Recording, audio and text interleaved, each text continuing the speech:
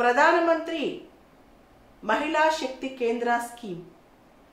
The Cabinet Committee on Economic Affairs approved Pradhan Mantri Mahila Shakti Kendra scheme to empower women, particularly rural women. Pradhan Mantri Mahila Shakti Kendra scheme is particularly to empower rural women. It comes under the umbrella scheme of Mission for Protection and Empowerment of Women. Mission for Protection and Empowerment of Women. And this scheme operates at various levels: national level, state level, district level, block level. In the national level, it will act for domain-based knowledge and support. In national level, it will give domain-based knowledge and support. In the state level, state resource centers will be created. In the block level, community participation and student volunteers will help the empowerment of women. 115 most backward districts in India will be selected, and from those districts, student community level participation will be taken. They will be volunteering for this. And coming to district level centers for women will be created in all 640 districts in a phased manner. District level centers for women will be created in all 640 districts in a phased manner. And in this Pradhan Mantri Mahila Shakti Kendras, all the levels will also try to uphold and bring awareness about various schemes and programs with respect to women and other social welfare schemes, and it is going to give, anticipated to give, a very big boost to the Beti Bachao, Beti Padhao scheme. Very big boost to the Beti Bachao and Beti Padhao scheme. And this scheme, for this Pradhan Mantri Mahila Shakti Kendras, the funding will be for normal states and UTs. Center will contribute 60%, states will contribute 40%. For northeastern states and special category states, the funding will be 90:10. 90% by the central government and 10% by the special category states or northeastern states. This scheme helps the women in various empowerment programs like digital literacy, skill development, health and nutrition, employment, etc.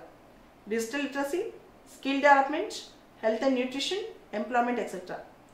Union Ministry for Women and Child Development is a nodal ministry for the scheme. It will help the women to participate in various activities, and actual empowerment can be possible through this scheme called Pradhan Mantri Mahila Shakti Kendras. This is a very important scheme for the prelims. MPLADS scheme, Member of Parliament Local Area Development Scheme.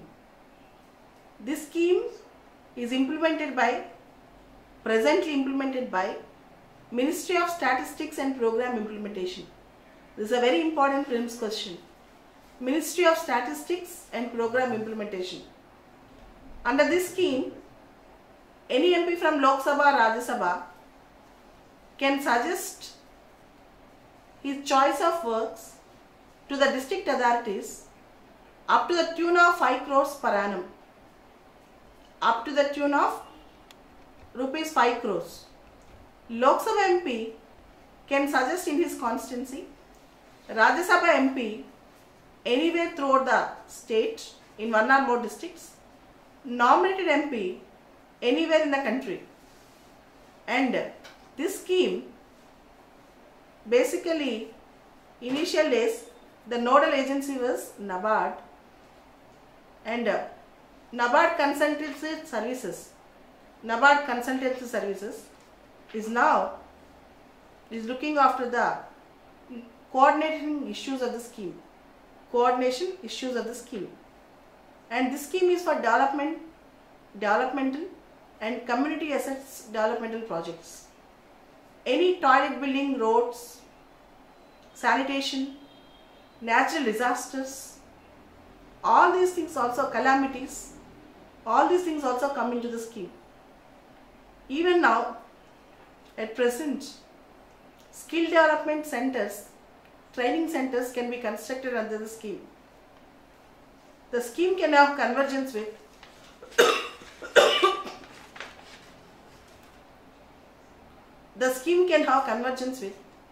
Mahatma Gandhi National Rural Employment Guarantee Act, and it can also have convergence with the present ambitious Khelo India program. The present ambitious Khelo India program. And here, the guidelines were first initiated in the scheme in 1994. The scheme started in 1993-94 with 5 lakhs per annum per MP. In 94-95, it went up to 1 crore. In 2011-12, it went up to 5 crores. Now, this year, the scheme was extended up to 2020. MPLADS scheme. It was extended up to 2020. And here, if the inhabited area, if the constituency or state have inhabited area, for example, for Lok Sabha MP, if his constituency have SC population or ST population, he has to use 15% of funds for SC population and 7.5% of funds for ST population.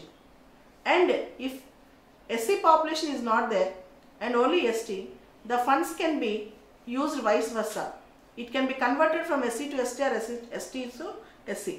And if the constituency does not have SC population and ST population, the MP has to use the money outside the constituency. And the minimum funding for any project should be 1 lakh. And this fund is directly released from central government. The entire fund is sponsored by the central government to the district authorities. This fund is a non-lapsable fund conditioned with some eligibility criteria. The entire 5 crore fund is released in 2 phases to MPs, 2.5 crores and 2.5 crores. And this scheme, the MPs have the annual auditing. The auditing and all other things will be maintained by the district authorities. And this fund, the role of district authorities will be more in this fund. The district collector have a very good say in the funding process, because MPs can suggest and the implementation part is being done by district authorities also. And MPs can give for ambulances, for transportation of people and animals.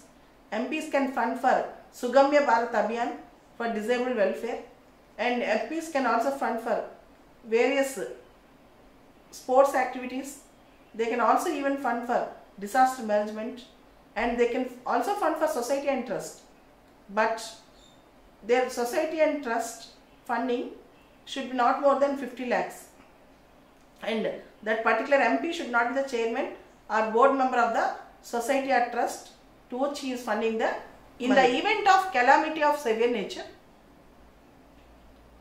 MP can recommend to fund up to 1 crore to the affected district, to the affected area. In the event of calamity of severe nature, the MP can fund up to 1 crore to the affected district, affected area. And after MPLADS scheme, if the project goes unfinished, the state governments have to finish the programs.